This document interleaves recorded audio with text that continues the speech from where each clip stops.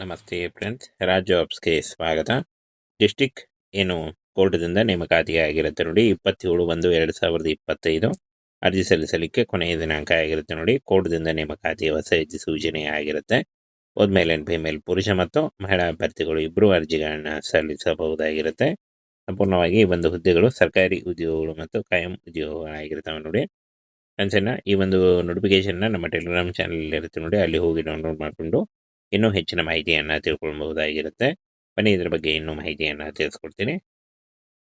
Friends ನೋಡಿ, record assistant ಹಾಗೂ data entry operator ಈ ಒಂದು ಹುದ್ದೆಗಳಿಗೆ ಡಿಸ್ಟ್ರಿಕ್ಟ್ ಕೋರ್ಟ್ನಲ್ಲಿ ನೇಮಕಾತಿ ನಡೀತಾ ಇದೆ ನೋಡಿ. ಡಿಸ್ಟ್ರಿಕ್ಟ್ ಕೋರ್ಟ್ನಿಂದ ಅಭ್ಯರ್ಥಿಗಳಿಗೆ ಅರ್ಜಿಗಳನ್ನ ಸಲ್ಲಿಸಬಹುದು. 27 ಜನವರಿ 2026 ಅರ್ಜಿ ಸಲ್ಲಿಸಲಿಕ್ಕೆ ಕೊನೆಯ ದಿನಾಂಕ ಆಗಿರುತ್ತೆ ನೋಡಿ. ಈ ಒಂದು ಕೊನೆಯ ದಿನಾಂಕದೊಳಗಾಗಿ ನೀವು ಅರ್ಜಿಗಳನ್ನ ಸಲ್ಲಿಸಬಹುದು. ಜಿಲ್ಲಾ ಕಾನೂನು ಸೇವೆಗಳ ಪ್ರಾಧಿಕಾರ ನೋಡಿ, ಇಲ್ಲಿಂದ ನೇಮಕಾತಿ ಆಗಿರುತ್ತೆ. ದಾಖಲೆ ಸಹಾಯಕ ಮತ್ತು DEO ಒಟ್ಟು 5 ಹುದ್ದೆಗಳಿದ್ದಾವೆ. 23,000ದಿಂದ 89,000ವರೆಗೂ ಪರ್ ಮಂತ್ ಸ್ಯಾಲರಿ ಆಗಿರುತ್ತೆ ನೋಡಿ. ಇದು ಕಾಯಂ ಉದ್ಯೋಗಗಳು ಹಾಗೂ ಸರ್ಕಾರಿ ಉದ್ಯೋಗಗಳಾಗಿರ್ತವೆ. ಇನ್ನು ಈ ಒಂದು ಹುದ್ದೆಗಳಿಗೆ ಆಫ್ಲೈನ್ ಮುಖಾಂತರ ಅರ್ಜಿಗಳನ್ನ ಸಲ್ಲಿಸಬೇಕಾಗುತ್ತೆ. ನೋಟಿಫಿಕೇಶನ್ನಲ್ಲಿ ಒಂದು ಅಪ್ಲಿಕೇಶನ್ ಫಾರ್ಮ್ ಇದೆ ನೋಡಿ, ಅದನ್ನು ಡೌನ್ಲೋಡ್ ಮಾಡಿಕೊಂಡು ಇಂಗ್ಲೀಷ್ನಲ್ಲಿ ಫಿಲ್ ಮಾಡಿ ಮುಂದೆ ವಿಡಿಯೋದಲ್ಲಿ ಅಡ್ರೆಸ್ಸನ್ನು ತಿಳಿಸ್ಕೊಡ್ತೀವಿ. ಆ ಒಂದು ಅಡ್ರೆಸ್ಗೆ ನೀವು ಪೋಸ್ಟ್ ಮುಖಾಂತರ ರಿಜಿಸ್ಟರ್ ಪೋಸ್ಟ್ ಅಥವಾ ಸ್ಪೀಡ್ ಪೋಸ್ಟ್ ಮುಖಾಂತರ ಕಳಿಸ್ಕೊಡ್ಬೇಕಾಗುತ್ತೆ ನೋಡಿ. ಈ ರೀತಿಯಾಗಿ ನೀವು ಅರ್ಜಿಗಳನ್ನ ಸಲ್ಲಿಸಬೇಕು. ಪೋಸ್ಟ್ ಹೆಸರು, ಪೋಸ್ಟ್ಗಳ ಸಂಖ್ಯೆ ಮತ್ತು ಅರ್ಹತೆ ನೋಡಿ. ಮೊದಲಿಗೆ ಡಾಟಾ ಎಂಟ್ರಿ ಆಪರೇಟರ್ ಒಂದು ಹುದ್ದೆ ಇದೆ. ಯಾವುದೇ ಡಿಗ್ರಿ, ಎನಿ ಡಿಗ್ರಿ ಕೇಳಿದ್ದಾರೆ ನೋಡಿ. ಯಾವುದೇ ಡಿಗ್ರಿ ಮಾಡ್ಕೊಂಡಿದ್ರು ನೀವು ಈ ಒಂದು ಹುದ್ದೆಗಳಿಗೆ ಅರ್ಜಿಗಳನ್ನ ಸಲ್ಲಿಸಬಹುದು. ಹಾಗೆ ರೆಕಾರ್ಡ್ ಸಹಾಯಕ 3 ಹುದ್ದೆಗಳಿದ್ದಾವೆ. SLC pass ಆಗಿರಬೇಕಾಗುತ್ತೆ. ಹಾಗೆ ಫ್ರಂಟ್ ಆಫೀಸ್ ಕೋಆರ್ಡಿನೇಟರ್ ಒಂದು ಹುದ್ದೆ ಇದೆ. ಯಾವುದೇ ಡಿಗ್ರಿ ಪಾಸ್ ಆಗಿದ್ದರೆ ನೀವು ಈ ಒಂದು ಹುದ್ದೆಗಳಿಗೆ ಅರ್ಜಿಗಳನ್ನ ಸಲ್ಲಿಸಬಹುದು. ಪುರುಷ ಅಥವಾ ಮಹಿಳಾ ಅಭ್ಯರ್ಥಿಗಳು ಇಬ್ಬರು ಈ ಒಂದು ಹುದ್ದೆಗಳಿಗೆ ಅರ್ಜಿಗಳನ್ನ ಸಲ್ಲಿಸಬಹುದಾಗಿರುತ್ತೆ ನೋಡಿ. ಪೋಸ್ಟ್ ಹೆಸರು ಹಾಗೂ ಸಂಬಳ ನೋಡಿ. ಪ್ರತಿ ತಿಂಗಳಿಗೆ ಡೇಟಾ ಎಂಟ್ರಿ ಆಪರೇಟರ್ 28,000ದಿಂದ 89,000ವರೆಗೂ ಪರ್ ಮಂತ್ ಸ್ಯಾಲರಿ ಆಗಿರುತ್ತೆ. ಹಾಗೇನೇ ರೆಕಾರ್ಡ್ ಸಹಾಯಕ 23,000ದಿಂದ 74,000 ಪರ್ ಮಂತ್ ಸ್ಯಾಲರಿ ಆಗಿದ್ದರೆ, ಫ್ರಂಟ್ ಆಫೀಸ್ ಕೋಆರ್ಡಿನೇಟರ್ 25,000ದಿಂದ 80,000 ಪರ್ ಮಂತ್ ಸ್ಯಾಲರಿ ಆಗಿರುತ್ತೆ. ಇನ್ನು ಈ ಒಂದು ಹುದ್ದೆಗಳಿಗೆ ಏನು ವಯೋಮಿತಿಯನ್ನು ನೋಡೋದಾದರೆ 18ರಿಂದ 42 ವರ್ಷದ ಒಳಗಿನವರು ಅರ್ಜಿಗಳನ್ನ ಸಲ್ಲಿಸಬಹುದು. BC, SC ಹಾಗೂ ST ಮತ್ತು EWS ಅಭ್ಯರ್ಥಿಗಳಿಗೆ 5 ವರ್ಷಗಳ ವಯೋಮಿತಿ ಸಡಿಲಿಕೆ ಇದ್ದರೆ, PWD ಅಭ್ಯರ್ಥಿಗಳಿಗೆ 10 ವರ್ಷಗಳ ವಯೋಮಿತಿ ಸಡಿಲಿಕೆ ಕೂಡ ಇರುತ್ತೆ ನೋಡಿ. ಆದಷ್ಟು ನಿಮ್ಮ ವಯಸ್ಸಿನ ಲೆಕ್ಕಾಚಾರ ಮಾಡಿಕೊಂಡು ನೀವು ಈ ಒಂದು ಹುದ್ದೆಗಳಿಗೆ ಅರ್ಜಿಗಳನ್ನ ಸಲ್ಲಿಸಬಹುದು. ಅರ್ಜಿ ಶುಲ್ಕ ನೋಡಿ, OC ಮತ್ತು BC ಈ ಒಂದು ಅಭ್ಯರ್ಥಿಗಳಿಗೆ 1,000 ರೂಪಾಯಿ ಅರ್ಜಿ ಶುಲ್ಕ ಇದ್ದರೆ, SC, ST ಮತ್ತು ಫಿಸಿಕಲ್ ಹ್ಯಾಂಡಿಕ್ಯಾಪ್ ಹಾಗೂ ಮಾಜಿ ಸೇನಾ ಅಭ್ಯರ್ಥಿಗಳಿಗೆ 500 ರೂಪಾಯಿ ಇರುತ್ತೆ ನೋಡಿ. ಪಾವತಿ ವಿಧಾನ online mode, credit card, debit card, net banking ಮೂಲಕ ನೀವು ಪೇ ಮಾಡಬಹುದಾಗಿರುತ್ತೆ. ಹಾಗೆ ಆಯ್ಕೆ ಪ್ರಕ್ರಿಯೆ ನೋಡಿ, ಲಿಖಿತ ಪರೀಕ್ಷೆ, ಕೌಶಲ್ಯ ಪರೀಕ್ಷೆ ಮತ್ತು ಮೌಖಿಕ ಪರೀಕ್ಷೆ ಮೂಲಕ ಆಯ್ಕೆಯನ್ನು ಮಾಡಿಕೊಳ್ಳಲಾಗುತ್ತೆ. ಹಾಗೇನೇ ಈ ಒಂದು ಹುದ್ದೆಗಳಿಗೆ ಯಾವ ರೀತಿಯಾಗಿ ಅರ್ಜಿಗಳನ್ನ ಸಲ್ಲಿಸಬಹುದು ಅಂತ ನೋಡೋದಾದರೆ, ಈ ಒಂದು ಹುದ್ದೆಗಳಿಗೆ ನಿಮ್ಮ ಏನು ಅಪ್ಲಿಕೇಶನ್ ಫಾರ್ಮನ್ನು ಫಿಲ್ ಮಾಡಿ ಕಳಿಸ್ಕೊಡ್ಬೇಕಾಗುತ್ತೆ ನೋಡಿ. ಜಿಲ್ಲಾ ಕಾನೂನು ಸೇವೆಗಳ ಪ್ರಾಧಿಕಾರ, ವಿಶಾಖಪಟ್ಟಣಂ ಕಾರ್ಯದರ್ಶಿ ಕಚೇರಿಗೆ ಕಳಿಸ್ಕೊಡ್ಬೇಕಾಗುತ್ತೆ.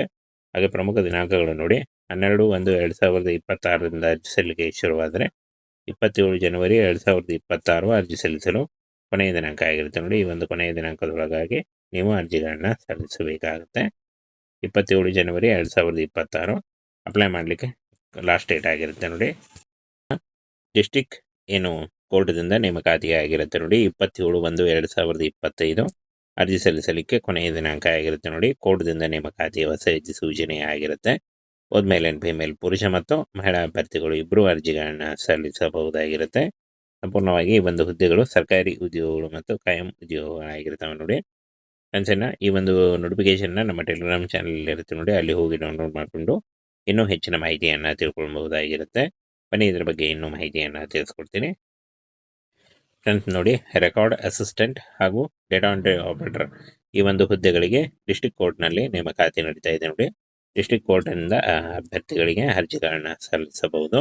27 ಜನವರಿ 2026 ಅರ್ಜಿ ಸಲ್ಲಿಸಲಿಕ್ಕೆ ಕೊನೆಯ ದಿನಾಂಕ ಆಗಿರುತ್ತೆ ನೋಡಿ. ಈ ಒಂದು ಕೊನೆಯ ದಿನಾಂಕದೊಳಗಾಗಿ ನೀವು ಅರ್ಜಿಗಳನ್ನ ಸಲ್ಲಿಸಬಹುದು. ಜಿಲ್ಲಾ ಕಾನೂನು ಸೇವೆಗಳ ಪ್ರಾಧಿಕಾರ ನೋಡಿ, ಇಲ್ಲಿಂದ ನೇಮಕಾತಿ ಆಗಿರುತ್ತೆ. ದಾಖಲೆ ಸಹಾಯಕ ಮತ್ತು DEO ಒಟ್ಟು 5 ಹುದ್ದೆಗಳಿದ್ದಾವೆ. 23,000ದಿಂದ 89,000ವರೆಗೂ ಪರ್ ಮಂತ್ ಸ್ಯಾಲರಿ ಆಗಿರುತ್ತೆ ನೋಡಿ. ಇದು ಕಾಯಂ ಉದ್ಯೋಗಗಳು ಹಾಗೂ ಸರ್ಕಾರಿ ಉದ್ಯೋಗಗಳಾಗಿರ್ತವೆ. ಇನ್ನು ಈ ಒಂದು ಹುದ್ದೆಗಳಿಗೆ ಆಫ್ಲೈನ್ ಮುಖಾಂತರ ಅರ್ಜಿಗಳನ್ನ ಸಲ್ಲಿಸಬೇಕಾಗುತ್ತೆ.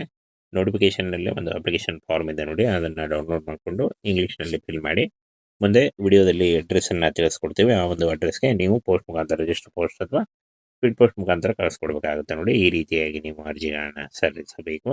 ಪೋಸ್ಟ್ ಹೆಸರು, ಪೋಸ್ಟ್ಗಳ ಸಂಖ್ಯೆ ಮತ್ತು ಅರ್ಹತೆ ನೋಡಿ. ಮೊದಲಿಗೆ ಡಾಟಾ ಎಂಟ್ರಿ ಆಪರೇಟರ್ ಒಂದು ಹುದ್ದೆ ಇದೆ.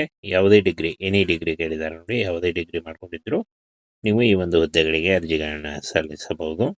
ಹಾಗೆ ರೆಕಾರ್ಡ್ ಸಹಾಯಕ 3 ಹುದ್ದೆಗಳಿದ್ದಾವೆ. SLC pass ಆಗಿರಬೇಕಾಗತ್ತೆ.